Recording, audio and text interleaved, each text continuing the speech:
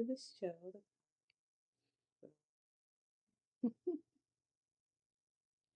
um, Feels good to be back. I had a pretty good weekend. Went to an R&B wing festival here in Orlando. Um, it was exactly what I thought it would be, but still hoped that it wouldn't be. Way too many niggas. Like, I went with my mom and my sister, and I met my other sister there. And as soon as we got to the area to the function, the line to get into park at the main parking lot was, we were in that line for maybe like 30 minutes. Ridiculous. Finally get to the front of the line and they say, oh, we ran out of parking, but you can park down that way. So we park down that way, get out. The line is even, it's like double the size, like probably 100 deep of people getting into this festival. Literally just a festival. Like, when you think of festivals, what do you think of? Obviously food.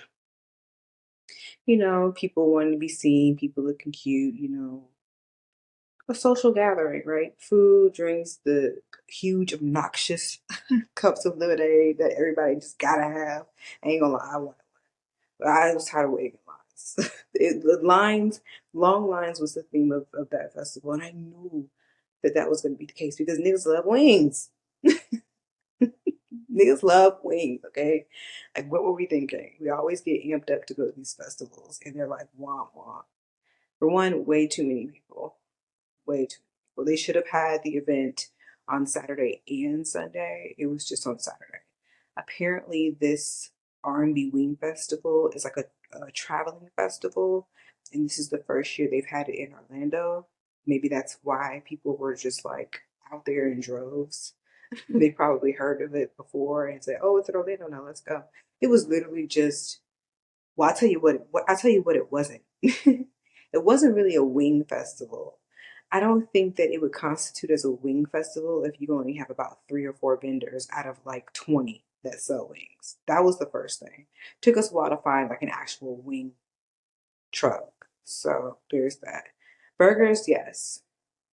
Turkey legs, sure. About a dozen lemonade stands, like I said. It was just very lackluster.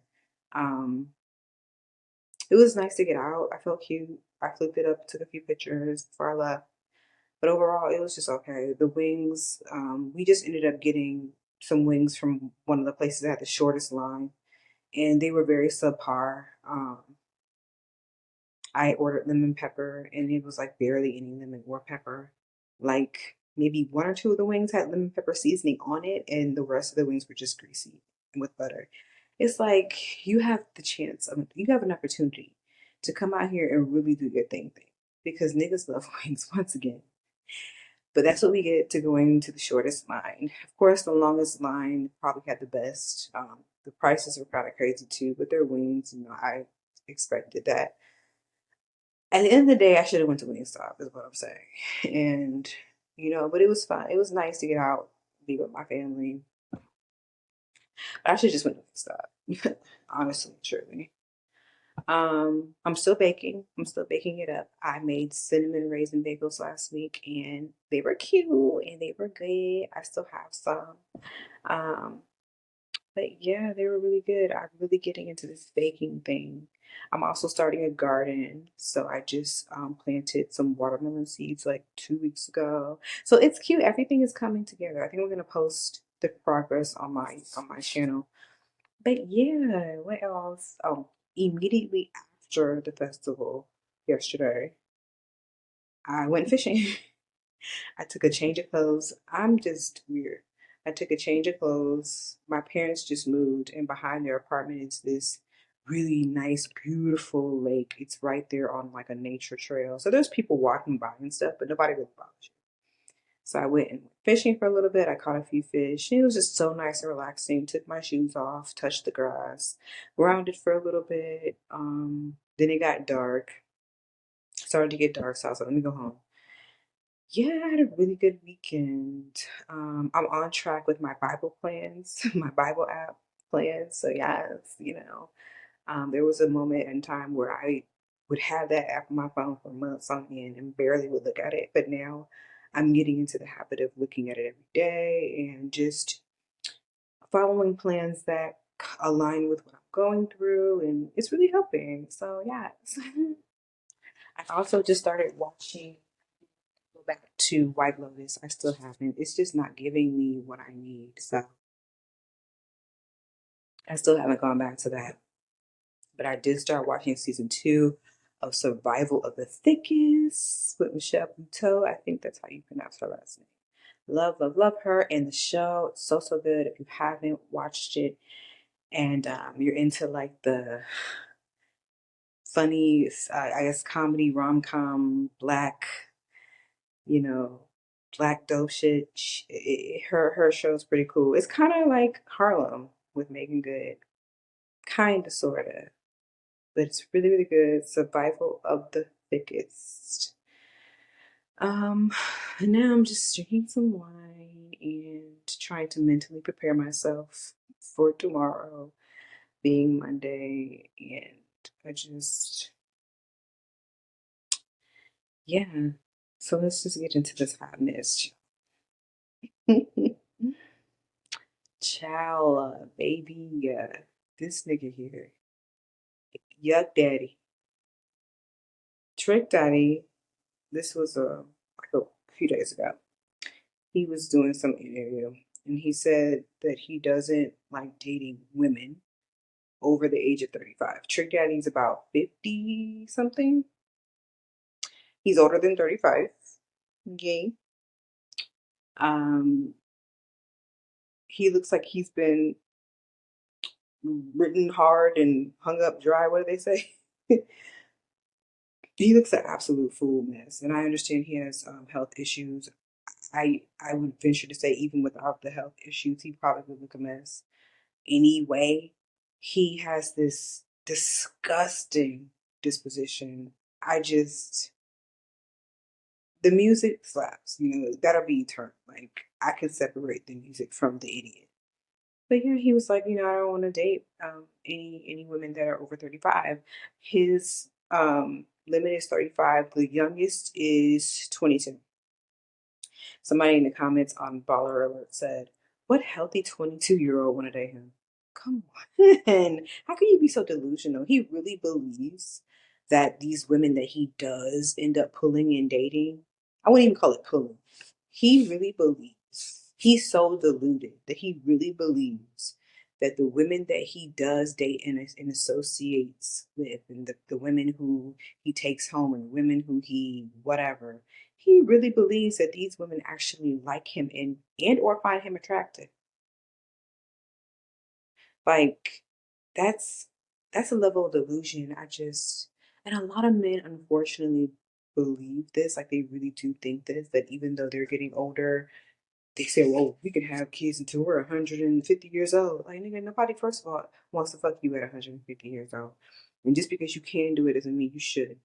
And it's just so disgusting when men have that thought process of, well, I'm getting older and you're the same age as me, but I don't want you.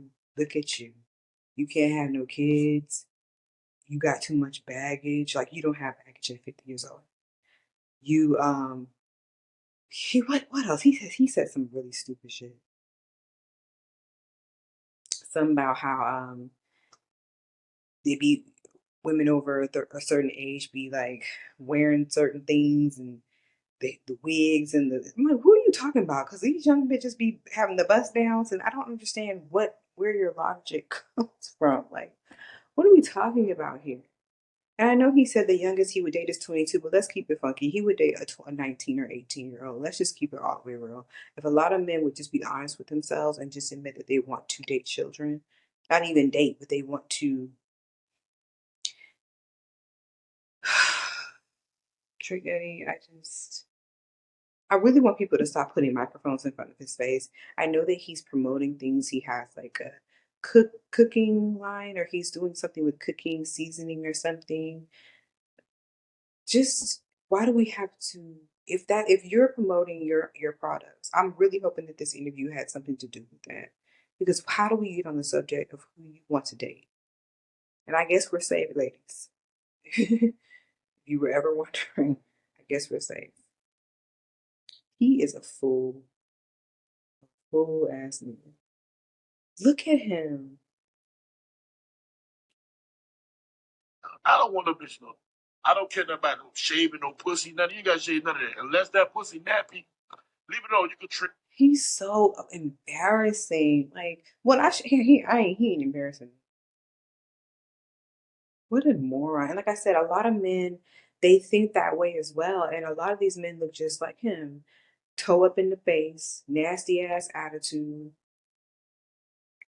uh, these antiquated views about women and super misogynist and colorist. Look like they about to pop any day, or they about 9 centimeters dilated. Like they these are the men that have so much to say about a woman and how a woman is aging and how, like, nigga, you're the same age as me. Like, we're the same age. A lot of men don't want to date women their age. There's lots of reasons, but I think the main reason is because he can't mold her or control her, or she's been through things, she's experienced, she's had a few relationships, she's probably been married, she has some kids, like she's experienced life, and she knows what she wants out of life, and she knows what she's not going to tolerate. But if you're dating a 22-year-old, she don't know nothing. Her frontal lobe isn't even fully developed. She probably has a low body count or maybe none at all. So the little 1-2 you doing with her, she's so like over the moon, nose wide open. But Keisha, who got about 2 kids, one of which is in college, she's not going to be impressed so easily, and you have to actually work for it because she's not a moron. Like, I'm not trying to say that young girls are morons, but I was a moron at 22. I was dumb. Okay, she's not going to be easily impressed. She's going to hold you accountable when, if needed, and that's what men like him don't want to deal with. They want to be able to feel like they're in control. They want to be able to feel like they're like have some kind of control over you. They want to mold you. They want to be able to teach you certain things, and feel like, oh, well, I taught you that because, they want to literally be your daddy and they want to fuck you at the same time. It's crazy out there. It really is. And go to hell, Trick Daddy. I can't. I talked a little bit too much about that. Go to absolute hell. Okay. So it's 11:11. Period. It's 11 o'clock at night, and like 5 minutes ago, I was mopping my whole entire kitchen. I'm like, wait a minute, I should be doing something.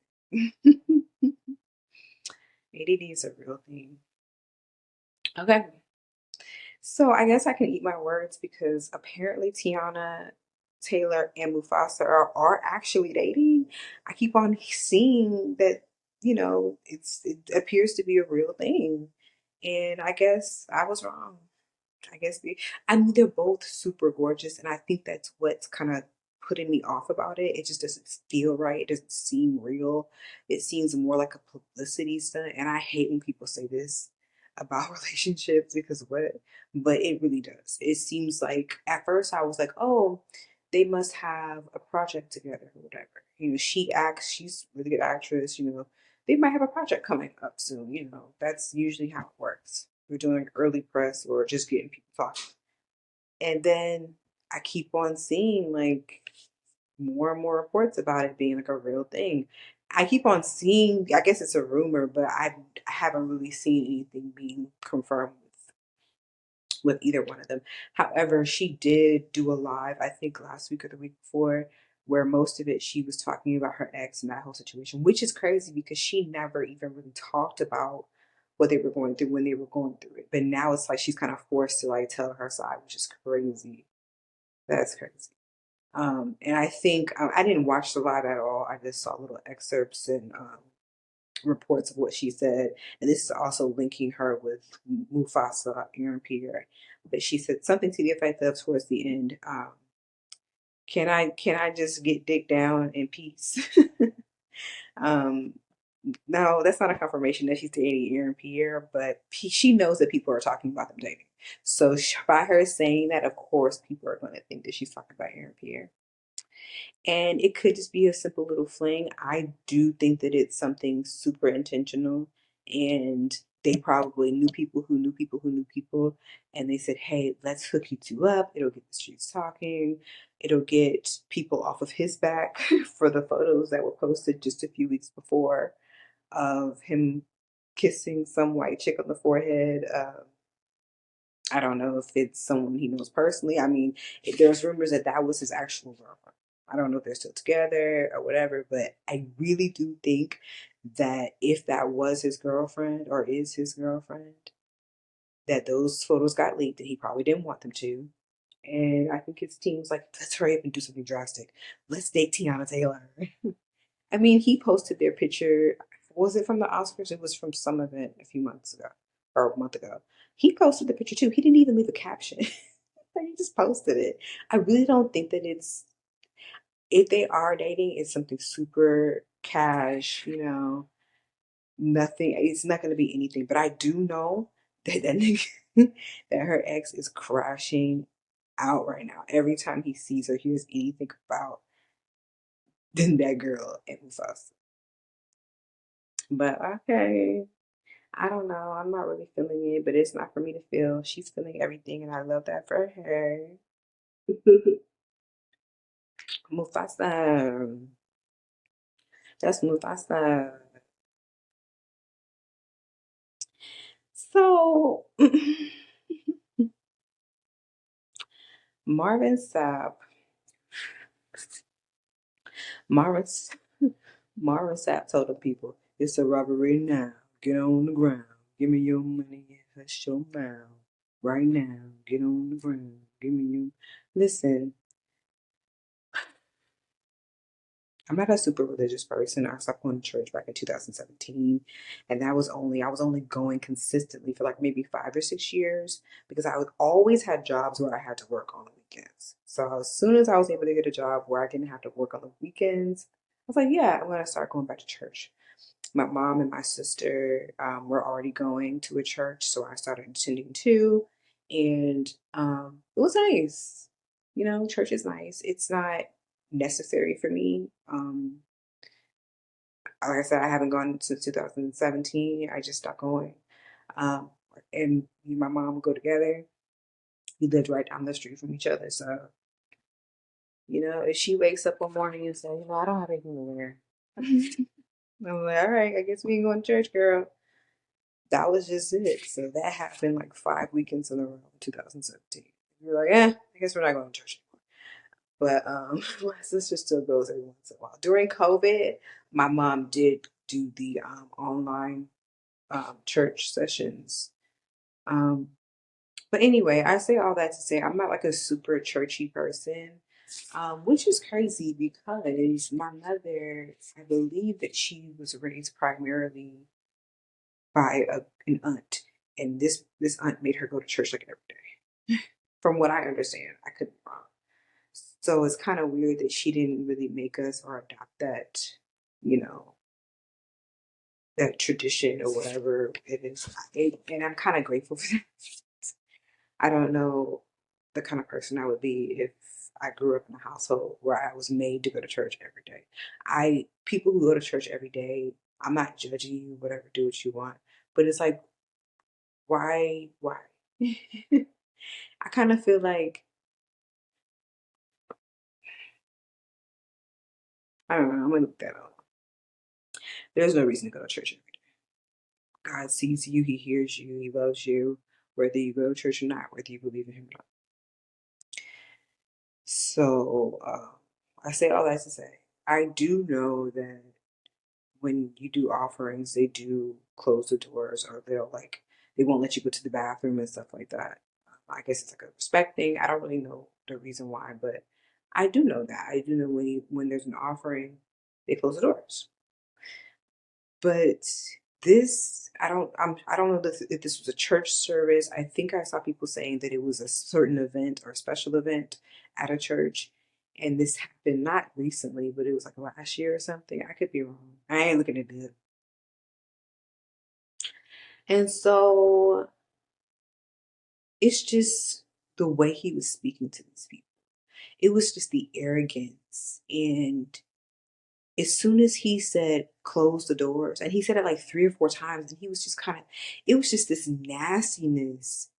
It wasn't godlike, it wasn't holy, it was condescending, it was harsh, it was aggressive. It was like he was scolding these people. Talking about y'all finna go to the restaurant anyway. Nigga, get out of my pockets. Absolutely I'm going to the restaurant. I've been thinking about it all the whole service. And you are too. You like you about to pop right now. You like you had the whole buffet before you came to the service. Sir, just talked about y'all. You should be getting up in the stirrups. What do you call them? Getting ready to push. Hush. Yes, I'm going to the restaurant after this. I'm spending my money that I want to spend. How dare you talk to these people that way about some money that they don't have to give? Instead of saying, we're gonna have an offering. If you have it in your heart to give, just like the regular offering spiel that they do. If you have it in your heart to give, come up and give. And leave it at that. If nobody gets up, oh well, you move on. I think he said he said there's 1,000 people in here. I want 1,000 people to get up. That is uncalled for and crass and audacious. Like all these designer clothes you be taking pictures in, and I'm sure he was wearing a Rolex because I guess rich people wear Rolexes. That's your $40,000 right there. You got money. How dare you? And that's one of the reasons why I stopped going to church. My church was cool. Like the pastor was real cool. He was like a younger guy. He was real cool.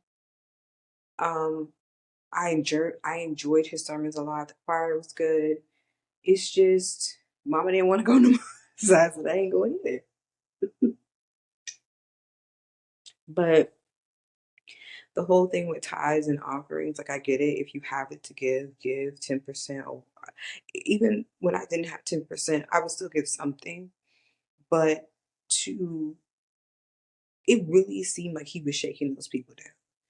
And I just hate that part of the church where you go for the fellowship and you go for the word and you go for guidance and you go for that sense of like community, and you leave with the word to meditate on for the rest of the week, and you go there for that, and then you're scolded. And he said all of this before he even asked people to actually get up and tithe. I could see if he said, okay, whoever wants to tithe. And I could see if he said that first and nobody got up, then I can see him kind of being like irritated, like, oh, y'all want to give no money? Y'all finna go to corral. But even then, to actually say that out your black ass mouth in front of all those church people is insane. It's just the way he was talking to them. It was his tone. And I like Marvin Sapp. I love his music. I love his voice. I'm looking at him crazy right now because how dare you, sir? How black ass dare you? I mean, what did you think you were going to accomplish? And you know people have phones in church, right? I think that he responded, and I don't think that he apologized or anything like that, but I don't really know if that's anything to apologize for, but it's just I think he responded and it was kind of like, he was trying to explain it away, and this, that, and the third. And there were people in the comments saying, y'all must not know how church works. That's not the point. The point is that his tone was aggressive when he told those ushers to close the doors. And then he was talking to them in a way that was like he was talking down to them, because I'm sure they were thinking, why are we closing the doors? And I'm sure they didn't act with haste because they're confused as hell. So that's probably why he had to continue to repeat it. And it was just his overall attitude. I would have gotten up and been like, excuse me, and I would have walked out. You can't stop me because you're technically holding all those people hostage. Like, you can't do that. I know people said that he said lock the doors, but he actually said close the doors. It's just the way he said it, bro. Like, I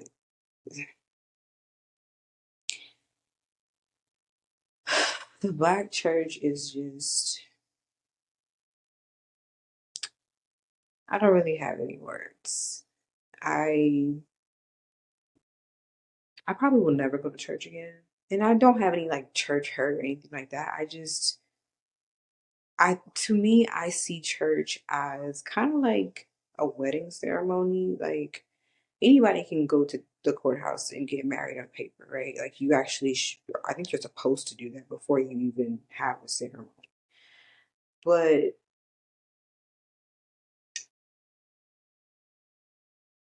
a lot of people want to have the actual ceremony as well, so they can represent, their union to their family and friends, and they can show off the dresses and like the over the topness of everything. Put it on TikTok and all that shit. People have the actual ceremony and do the rings and all the script, all that to perform. It's performative. Like we're married. This is like a performance of our union or whatever. I see church kind of like that as well, because you very well don't have to be in a specific building at a specific time with specific people on a specific day of the week or multiple days a week if you go to church every day to believe in God, for God to bless you, for God to see you, heal you. That's not a thing. It doesn't even make any logical sense. And I really hate, and I know this is going off on a tangent because I'm not even talking about this nigga no more. I'm just talking about the black church and why I just find it so off putting sometimes. I really hate when black people make other black people feel some kind of way about not going to church. There are people in church every Sunday who are pedophiles, who are adulterers, who go to that Golden Corral after the service and cuss the waitress out because she put ice in your Pepsi and you didn't want no ice. You know what I mean? The elders, the deacons, the deaconesses, like people are nasty in church because people are just nasty. Period. Just because you go to church, it doesn't make you better than anyone else. God still sees you, loves you, hears you, whatever, even if you're the most vile person in this world. And you're sitting at the front pew every Sunday, shaking your tambourine. You can worship God in your own space and in your own time. It doesn't have to be performative. If you want to go to church for that community and fellowship, then fine, but you do you and don't judge other people for not doing that. Going to church is not going to, it doesn't make you I don't want to say it doesn't make you any better than anyone else. That doesn't make any sense. Being an avid churchgoer is, if that's what you want to do, that's what you want to be, then that's fine. But just don't look down on other people who choose not to do that. I can worship God at any point in time in my own space, and it doesn't have to be put on display. And if we want to talk about Black Christianity, I mean, come on. We know the origins of that already. And it's just a lot of these deeply rooted, like Black Christian people. Like, you can't, it's like talking to a wall sometimes. And you just have to let them be what they are. Um, but there are Christian people who do not judge and they just, you know what I mean? But then there's a lot who do. Usually the older ones. And then you have to be respectful and shit. So I should hush. Okay, because God knows my heart. Is it nice to go to church every once in a while? Sure. But if I don't go, it doesn't make me a heathen. That's all I'm saying. And Marvin Sapp, you should be ashamed of yourself. Um, Shame on you. Your money, your keys, get on your fucking knees. Okay, so guys, you're a black person and you're listening to this. Millions of protesters planning a mass demonstration against Trump and Musk on April 5th. Um, this is me talking. Black people stay at home. Please. I think I spoke about this last time, but it's all over the internet. Like, they want us to act up, they want us to go out in the streets. If it's, palm colored people or people who don't look like us out in the streets, nothing's gonna happen. But if they see a whole bunch of niggas, they're gonna be like too happy to bust up our heads and tear gas us. Like, they want anarchy to happen. They want chaos to happen. And this is something that is being planned by anti-Trump and Muskers.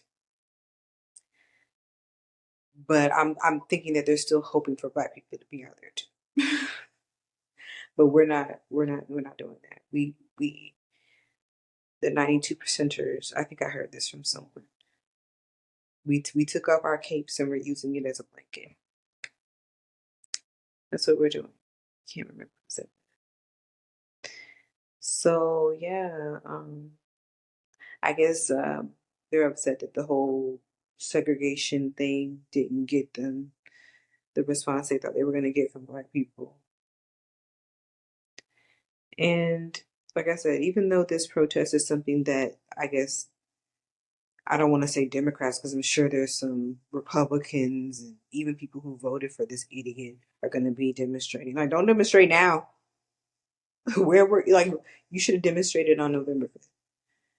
Um, I know that they're going to be just waiting for a mob of black people to go. We're not going. We're not going. They're going to have the National Guard or something on standby. We're not going anywhere. This is not our fight. We fought, and y'all did what y'all wanted to do. So black people, do not go to this protest. Stay home. Be safe. Let me see.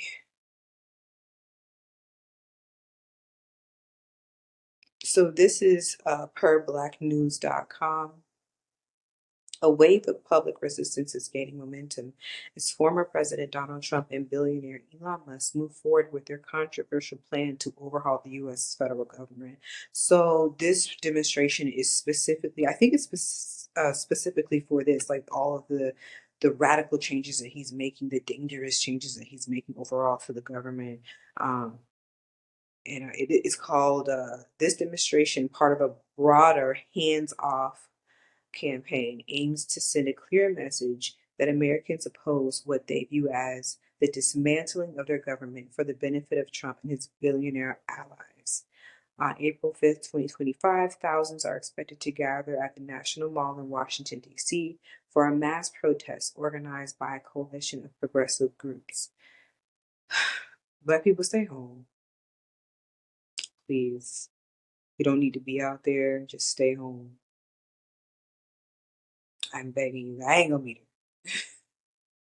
I'll be waiting on April 6th to see what the what happened or whatever what the aftermath is. And I honestly don't believe that it's going to be anything worth talking about, anything exciting. Um, because again, I really don't think that there's going to be a big there's not going to be a big black turnout. We the news has been circulating. We've been warning each other like, don't go to this protest. Just stay home. There's not going to be a huge turnout of black people. And if there was, it would probably be really bad for a lot of people. Probably like reminiscent of like the George Floyd Black Lives Matter protests. Like, that was a time. Destruction, like anger. People were mad and like they're expecting that. So just stay home, black people. Stay home and just do a self-care night. I know I'm gonna be watching some 90s black rom-coms. Talking about Mo Money, what else?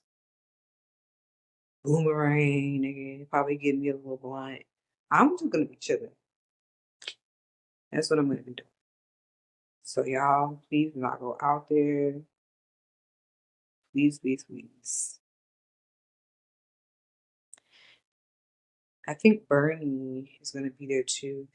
In the lead up to the event, major rallies have already taken place across Arizona, Colorado, and Nevada, with Senator Bernie Sanders and Representative Alexandria Ocasio Cortez warning the country's at risk of becoming an oligarchy. Yeah,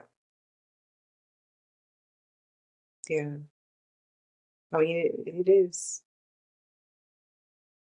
He's going to be stopped. I don't know how, but he's going to be stopped. It won't be anytime soon, and I'm praying that no more destruction or like craziness happens. But he's going to be stopped. It's just a matter of time.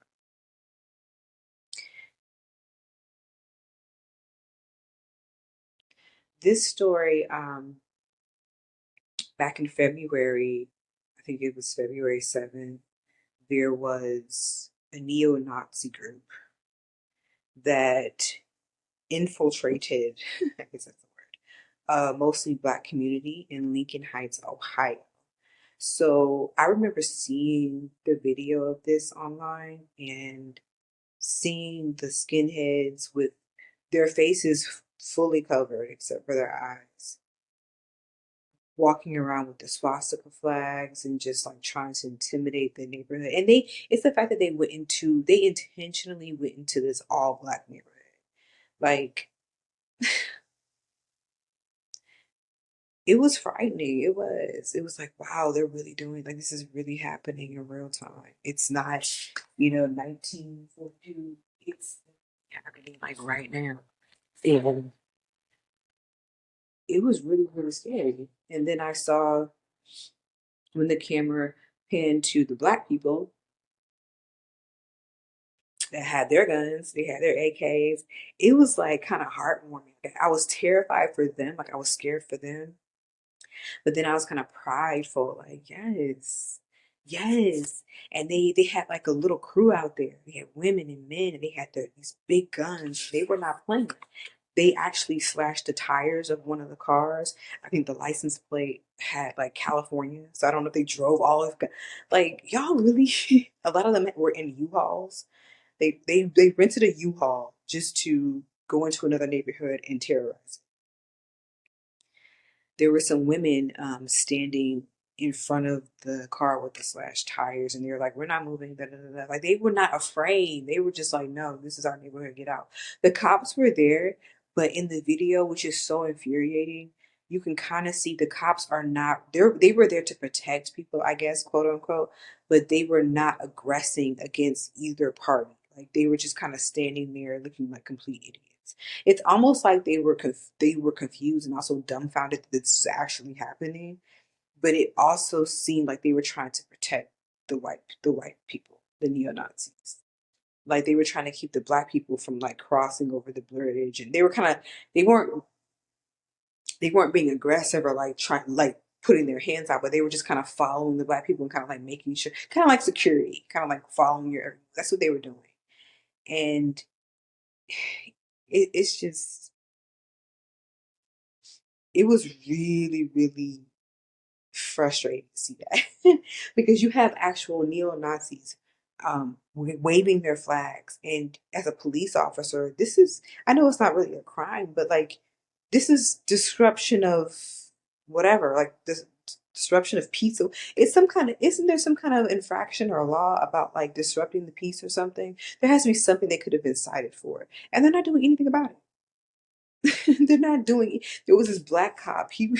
I felt so, I didn't feel bad, but it was funny. He was just looking like, what the fuck? Like, he didn't know what to do. Imagine being a Black cop and you're in that position. Like, what do you do? Are you on the nigga side? Are you on the cop side? Like, what do you do? It's just crazy. I was surprised to see that the cops did not show any aggression towards the Black people, though. They really were kind of just trying to keep everybody at bay. But they didn't reprimand or even like try to arrest the white people who were there to actually cause damage and chaos. That was the thing that I didn't understand. Um, so in the interview, let me see what this is, NBCnews.com. There was an anonymous black man who was a part of the protection crew, and he was interviewed, but he didn't want to give his name. His name is just Jay in the interview. So he's a member of the Lincoln Heights Safety and Watch Program, an initiative that started shortly after the February 7th, incident with the neo Nazis. Um, they came through with the flags and they were shouting racial slurs. Like, they should have been arrested for that. Demonstrated on a highway overpass just on the edge of this majority black community about 30 minutes north of Cincinnati.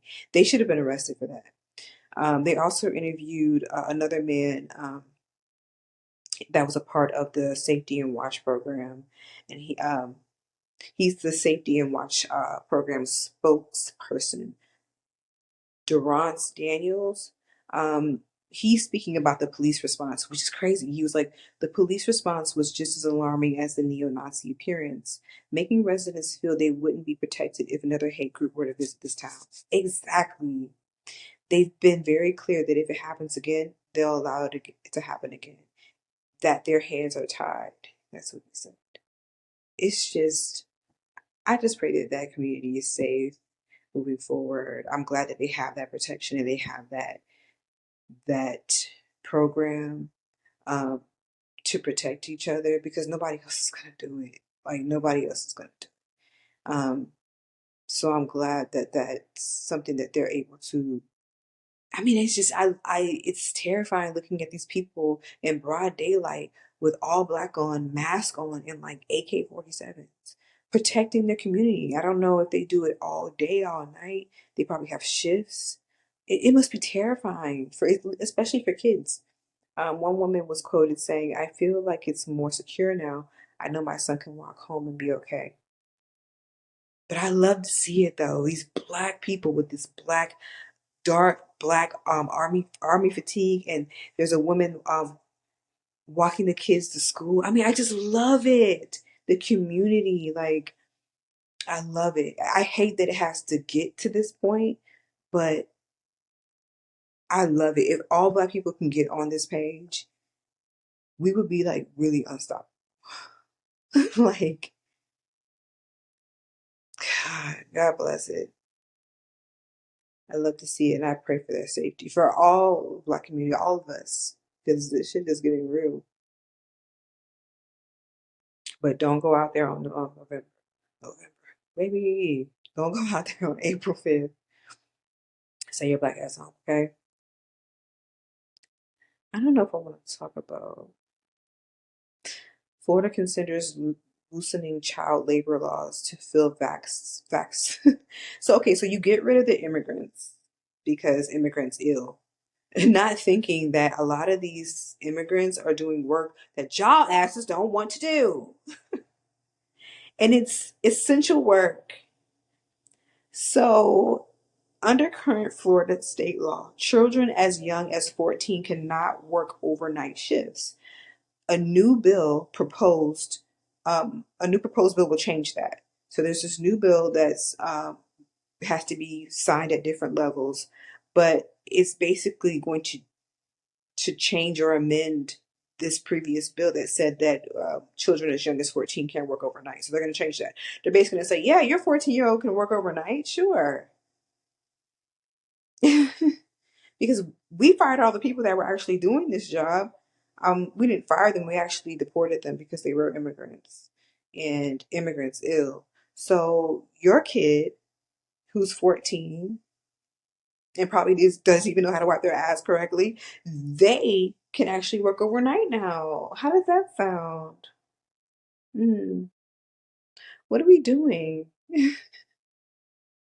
What are we doing?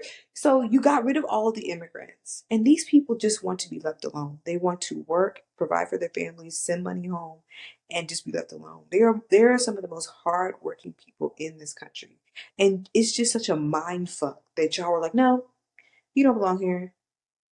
But a huge part of the workforce for most cities, especially like rural cities and rural cities, rural areas, are immigrants. They're immigrant. They're immigrants. They're the ones that are doing the undesirable jobs, quote unquote, that no one else wants to do. So when you get rid of them, your next best solution is not to hire like actual adult people who would, would probably need a job, but to amend the child labor laws so you can allow 14-year-olds to work overnight. I don't know. I guess overnight is 6:30 a.m. to 11 p.m. That doesn't make any sense. I'm reading this wrong. Under the state's current law, children are not allowed to work before 6:30 a.m. or past 11 p.m. Okay, so with the new law, they'll be able to work after 11 p.m. Whose parent is getting up after 11 p.m. to take to go pick up their kids from school work? Who's doing that? Who? This is so idiotic. This is so idiotic.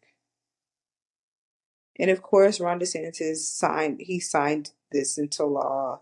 Um, any business found to be non-compliant with the verification can be fined $1,000 per day until they can prove all their employees are legally able to work in the United States. I think I just read that out of. This is ridiculous. So I guess they're still going to be stuck with the issue of not having too many vacancies for these jobs because no parent is going to get up at 10:30 at night to go pick up their child from work or at 11 to go pick up. No one's going to do that. A 14-year-old can't really drive. So these kids are not going to be applying for these jobs. So you're still going to have vacancies.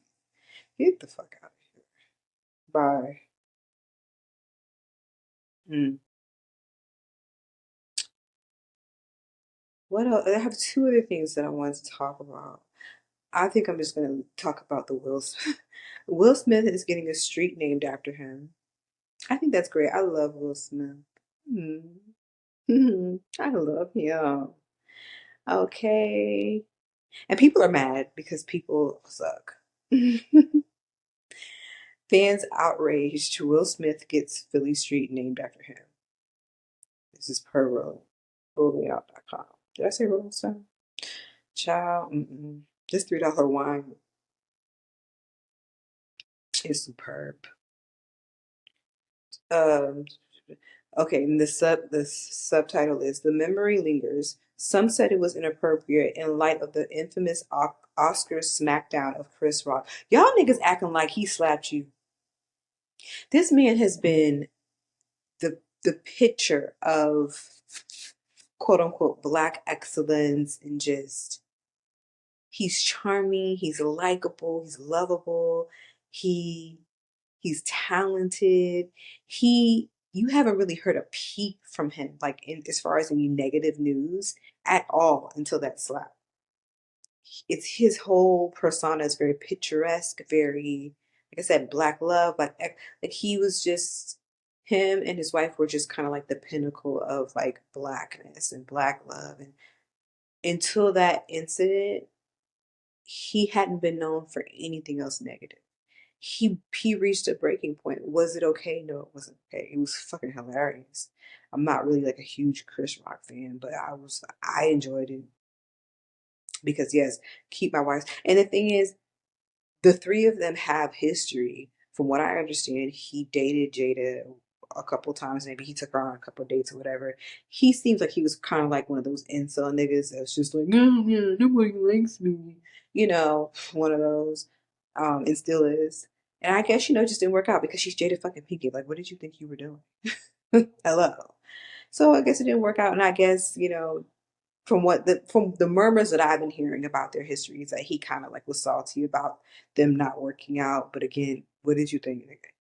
And so he would always kind of make little jabs at her here and there. So I'm sure Will being her husband, he knows their history.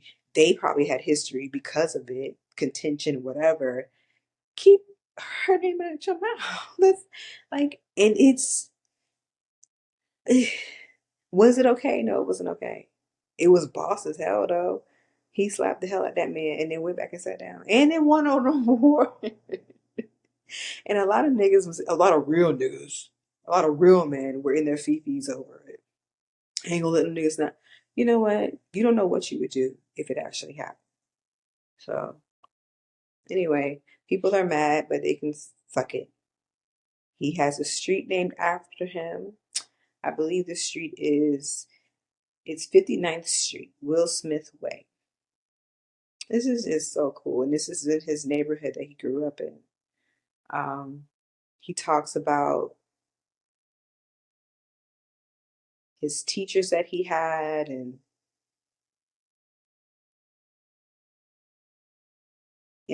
just the experiences that he had in the neighborhood and growing up there. So it's just so cool. And his one of his teachers actually helped him coin the name Fresh Prince. The commemoration was punctuated with a former teacher who was the first to call him Prince Charming, a nickname that was immediately tattooed into his soul. He would name himself the Fresh Prince when he launched his rap career with the iconic DJ Jazzy Jeff, and later used in the seminal, I don't know that word, honey. Seminal? Seminal sitcom. Child sitcom by The Fresh Prince of Bel-Air. Come on. Who wrote this? I'm like, Seminal was like the Get Shoe. That's great. And so he said that he added the fresh because it was a hip hop slang. So he added the fresh to it. And then he became the Fresh Prince. So I'm really proud of him. Child. I'm really happy for him. And a lot of people a lot of people in the comments are proud of him, happy for him as well. The people who aren't, that man did not slap you. You can feel however you want to feel about it. He's out of his whole career, and he's in his early 50s, probably mid 50s. Out of his whole career, he's been working since he was like a late teenager. This is his first like real scandal or whatever. Y'all be okay. Chris will be okay. His face will be okay. His money will be okay. Y'all will be okay. Okay? Stop. Right? I'm tired of talking. But I enjoyed this little sash. Um, I was gonna talk about Nelly, talk about he didn't want Shanti to be his baby mama, so he married her. I'm pretty sure them niggas was gonna get married anyway. Stop. But if they weren't, that's nobody's business. Y'all need to stop idolizing marriage. It is not that deep. But anyway, that'd be for another time. And thank you so much for enduring this whole little 50 some odd minutes with me. And yeah, so I guess I'll see you next time. Peace.